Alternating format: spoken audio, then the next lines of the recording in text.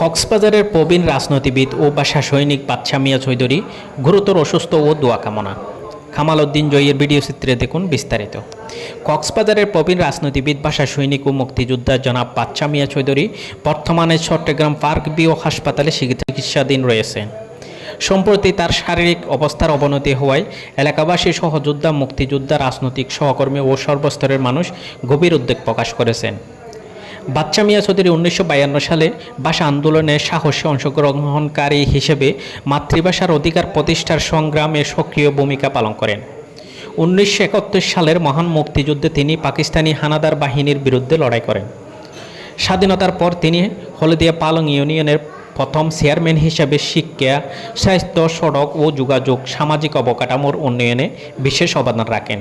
সততা, সাহস ও ন্যায়পরায়ণতার প্রতীক এই নেতা কক্সবাজারের রাজনৈতিক অঙ্গনে ছিলেন একজন প্রজ্ঞাবান ও জনদরদী ব্যক্তিত্ব।